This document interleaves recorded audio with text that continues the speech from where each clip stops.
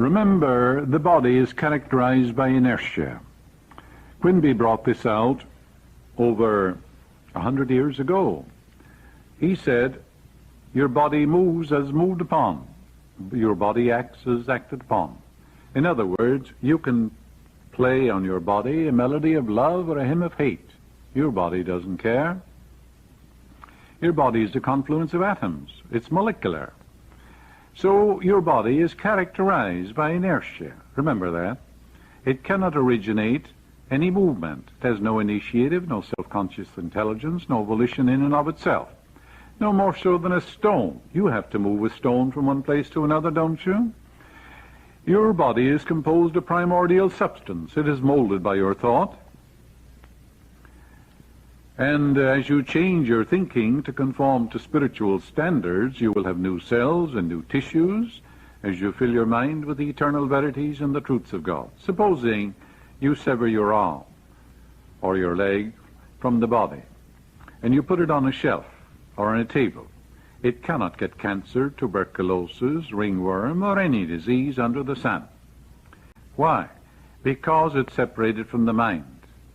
It will undergo disintegration, which is a natural phenomenon, but that's not disease.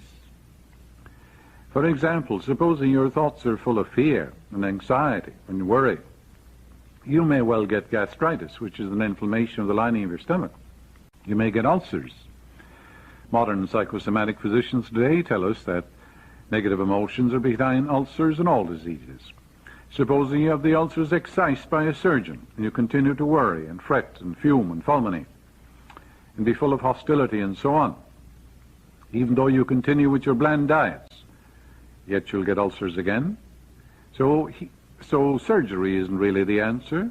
Thousands and thousands of people have been healed of ulcers by filling their mind with the truths of God, establishing peace and harmony, thinking on whatsoever things are true, whatsoever things are just, whatsoever things are lovely, whatsoever things are pure, and whatsoever things are honest, thinking from the standpoint of harmony, health, peace, love, and goodwill, filling their mind with these eternal truths. And then, of course, they have a new body, because you have a new body every 11 months anyhow, new cells and tissues and bones and everything. There is no such thing as an incurable disease. There are incurable people who believe they can't be healed.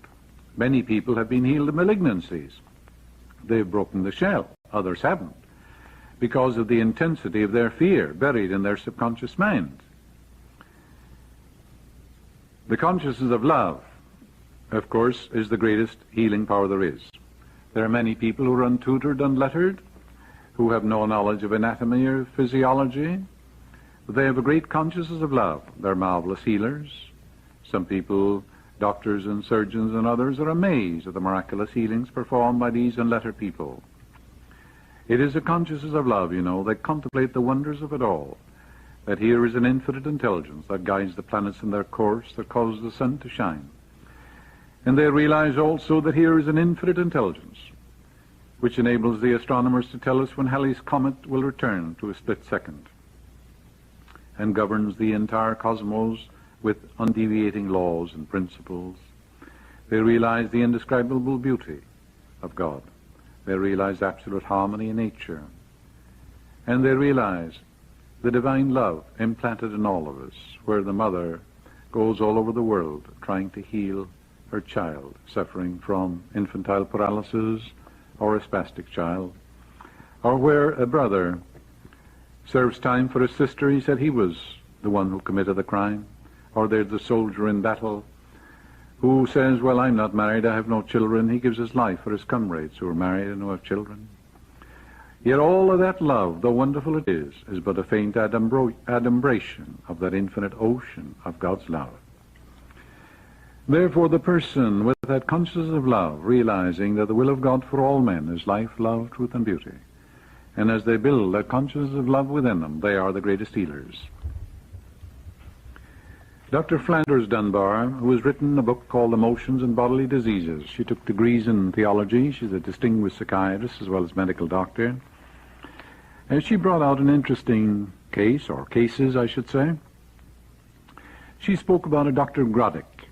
He reported that a shoemaker was going blind. The shoemaker attributed to, of course, his work. And he was told to give it up. But, however, his eyes didn't get any better. He suffered from retinal hemorrhages. That is, hemorrhages in the tiny blood vessels of his eyes. Now, what did the doctor do? He said it was psychogenic. Psychogenic simply means it's of emotional origin. And he went to work on this man and discovered the things he didn't want to see in life, the things he resented and so forth, and he got him to give up his negative condition, his negative emotions, and his eyes were restored to normal.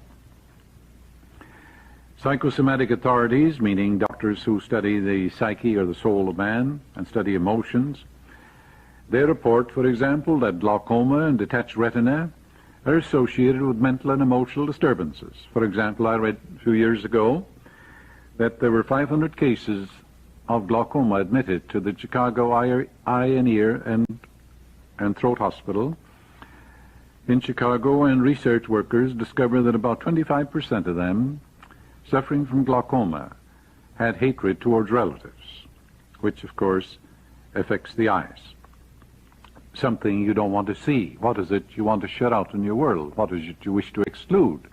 Well, you see, your subconscious mind goes to work on that, because that's your command to your subconscious. And then it brings about an occlusion of your vision. And Dr. Dunbar recites a case where a woman was taken to a mental asylum and her sister began to lose her sight. Why? Because she felt guilty, because she hadn't been kind to her sister, and she wanted to punish herself now. She said, oh, I didn't treat her right, you know, I'm guilty, and so on. And when the doctors went to work on her and told her, after all, that wasn't her fault, that her sister was carried to a psychotic ward, and that that was the cause of her retinal condition, she was restored to inward peace through psychological and psychotherapeutic treatment. Her eyes cleared up perfectly. She realized what she was doing to herself, and of course that she had to forgive herself as well as her sister, mean to bless her sister and stop condemning herself. Self-condemnation knows the curse of curses. Self-condemnation, self-criticism are highly destructive. Some years ago, a doctor friend of mine had ulcers in his right hand. He was a surgeon. This was when I lived in New York some years ago. He belonged to a club of mine, and we got talking one day, and he said, you know, this hand of mine doesn't heal, and I can't operate. He said, I've tried everything under the sun. I've gone to specialists. I've tried ointments and lotions. I've tried X-ray therapy and all manner of therapy. And yet, he said, these ulcers continue. And I said to him, Doctor, why do you think it's the right hand? You know, the right is your objective world in the Bible, and the left is the subjective. I said, did you do something for which you feel guilty? He said, yes. He blushed, and he said, yes, but that was years ago when I was an intern. And I said, would you do it now? He said, no, I would not. Well, I said, you're condemning an innocent man. You're not the same man. Mentally, you're not the same. You have a new vision of life. Emotionally, you're not the same man. Physiologically or physically, you're not, because every 11 months we have a new body, including the bones of our body. And spiritually, you're certainly not the same man. So I said to him, you are condemning an innocent man. And I said, no one is condemning you. The God presence doesn't condemn. If you cut yourself, it heals you. If you burn yourself, it reduces the edema, gives you new skin and tissue. The tendency of life is to heal. The will of God for everyone is life, love, truth, and beauty, something transcending our fondest dreams. The tendency of life is to heal, to restore even the psychotic, the raving maniac. The tendency of life is to restore that person to harmony, health, and peace. For that's the movement of life. That's the rhythm of life. That's the way of life. And God is the life principle, animating all men. And the God presence can't be sick and frustrated, so its tendency is to heal. Its tendency is to express itself through you as rhythm, order, beauty, and proportion. So I said, you are condemning yourself, and as long as you're condemning yourself, you can't be healed. You can't hold on to your blindness and expect a healing. You can't hold on to self-condemnation, self-criticism, which are blocking the healing. It's just the same as if in your sink the pipe is stopped up with debris and corrosion and rust. The water is waiting to come through, but it can't. My explanation was the cure. And in a week's time, these ulcers healed up, and he was able to operate again, and he was able to play the musical instrument which he loved to play. For 2 years, his hand was not healed because of self-condemnation, self-criticism, a feeling of guilt. With that feeling of guilt comes the idea that I must be punished. With that, of course, comes fear. And all of this is false beliefs. There's no man punishing, there's no being, I should say, punishing anyone but himself. Man punishes himself. No being in the sky is punishing you. God can't punish anyone. The Absolute can't punish. All judgment is given to the Son. The Son is your mind. And according to your own thought and feeling is it done unto you. Dr. Flanders Dunbar says that the skin, more than any other part of the body, shows the relationship of man's thought and feeling, of his emotions, to his health. And she brings out the great truth that the skin is the place where the inner world communicates with the external world, and that skin conditions are usually due to hostility, repressed emotions, anger, rage, self-condemnation, self-criticism, emotional protest against something in the inner life. These are very interesting things to realize, for the Bible knew that thousands of years ago. At least the men who wrote the Bible, they said, as a man thinketh in his heart, so is he. And the heart is your subconscious mind. It's seat of emotions, seat of feeling. Thinking in the heart, there are many buried thoughts and beliefs in your mind. They have a life of their own. And these subconscious assumptions and beliefs dictate and control all your conscious actions. Therefore, one man believes that his condition is incurable. He says his mother had cancer, his father died of cancer, and so forth, and he believes he's incurable. Others say that's nonsense, that cancer is the product of destructive thinking, conscious or unconscious. If I change my thinking, I'll change my body. I told you about the Episcopal priest a few years ago. It was written up in a New York paper, how he got cancer. His surgeon told him it's metastasizing over your system. He got members of his congregation to pray. He began to pray himself. He went back to the surgeon after a while. He suffered excruciating pain. He took X-ray therapy. Surgeon says, it's breaking up. You're going to be well. And he became completely healed. And the newspaper article said, it's now 5 years later, and that man is perfectly whole. He believed that there was an almighty power which made his body, could heal him, and he was restored. So there are a lot of people break that shell, you know, because as you change your mind, you change your body. Your body can't get sick. No sickness is independent of the mind, as we explained in the beginning of our lecture. Spiritual healing is a very real thing. It is the miraculous healing power within you which made you. And therefore, as you turn to it and realize it is now releasing itself as wholeness, beauty, and perfection, and as you fill your mind with these truths of God, and as you forgive everybody, including yourself, then of course you'll have a marvelous healing. If we are blind and adhere to our blindness, then of course we can't get healed. Blindness is man's ignorance, his superstition and his fear, his belief that the will of God for him is suffering. That's blindness. Realize that it's normal and natural for you to be healthy, happy, joyous, and free. And realize your body is an instrument in which God dwells, and that you're the tabernacle of the living God. You can't be free of your illnesses and cling to ill will, bitterness, self-condemnation, hate, resentment. The alcoholic can't be healed and still adhere to his self-condemnation, self-criticism, his sense of guilt, and his hatred and loathing of himself. Oh, no. He must give up all of these. He must have goodwill in his heart for everyone, for love is the fulfilling of the law of health, of harmony. He must pour out love and peace and goodwill and wish for every living being in the world what he wishes for himself. And he always knows when he is forgiven, because he can meet the person in his mind, and there's no sting, but a wave of peace and goodwill. The healing presence is within you, and wonders can happen in your life. as you begin to turn to it. Great peace have they who love thy law. And wonders happen in their life. Those who have found that inner peace, great peace have they who love thy law, and nothing shall offend them. With mine eyes stayed on thee, there is no evil in my pathway. The divine presence is ever willing within you. And realize now with me that the miraculous healing power is focused at that point in your mind where the problem is, and it's shattered, making way for the healing power of God to flow through you. You do not create vision, for example.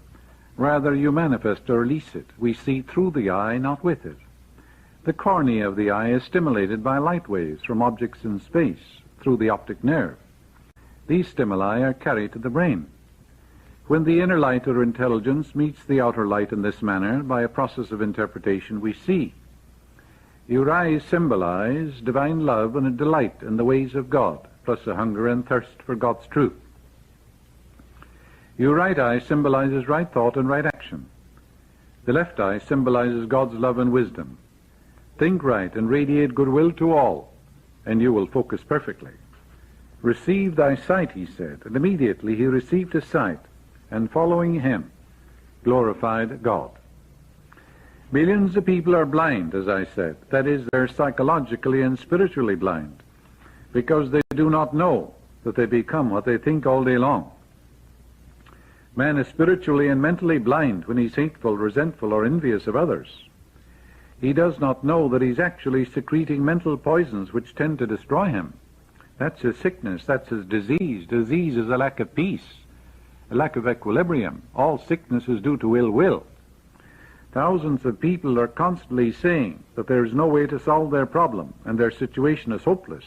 They're saying, God can't heal me. At the same time, they're saying, with God all things are possible. They say, from whom all blessings flow. But you see, they're atheists. They're denying what they're affirming. Such an attitude is the result of spiritual blindness. Man begins to see spiritually and mentally when he gets a new understanding of his mental powers and develops a conscious awareness that the wisdom and intelligence in his subconscious can solve all his problems. Everyone should become aware of the interrelationship and interaction of the conscious and subconscious mind. Persons who were once blind to these truths, after careful introspection, will now begin to see the vision of health, wealth, happiness, and peace of mind that can be theirs through the correct application of the laws of mind and the way of the Spirit. Yes, the healing power of God is within you, and wonders can happen in your life as you begin to say, God in the midst of me is healing me now. No mental or religious science practitioner, psychologist or psychiatrist or medical doctor ever healed a patient. The psychologist or psychiatrist proceeds to remove the mental blocks. Likewise, the surgeon removes the physical block, enabling the healing currents of God to flow through you. There are many different methods used to remove the mental, emotional, physical blocks which inhibit the flow of the healing life principle animating all of us. The healing principle resident in your subconscious mind can and will, if properly directed by you or someone else, heal your mind and body of all disease. There is only one process of healing. There is only one universal healing principle operating through everything. For everything is alive, and God is life. This life principle operates through the animal, the vegetable, and mineral kingdom as instinct and law of growth. There are many different approaches, techniques, and methods in using the universal power, but there is only one process of healing, which is faith, and according to your faith is it done unto you. All religions of the world represent forms of belief, and these beliefs are explained in many ways. The law of life is the law of belief. What do you believe about yourself, life, and the universe that is done unto you as you believe? Belief is a thought in your mind which causes the power of your subconscious to be distributed in all phases of your life. And whether the object of your belief be true or false, you will get the same results. It's far better to know what you're doing and why you're doing it. Then it is scientific prayer. You must realize the Bible is not talking about your belief in some ritual, ceremony, form, institution, man, or formula. It is talking about belief in itself. The belief of your mind is simply the thought of your mind. If thou canst believe, all things are possible to him that believeth. Spiritual treatment or therapy means that you turn to the indwelling God and remind yourself of God's peace, harmony, wholeness, beauty, boundless love, and limitless power. Know that God loves you and cares for you. As you pray this way, the fear will gradually fade away. If you pray about a heart condition, do not think of the organ as diseased, as this would not be spiritual thinking. Thoughts are things. Your spiritual thought takes the form of cells, tissues, nerves, and organs. To think of a damaged heart or high blood pressure tends to suggest more of what you already have. Cease dwelling on symptoms, organs, or any part of the body. Turn your mind to God and his love. Feel and know that there is only one healing presence and power, and to its corollary, there is no power to challenge the action of God.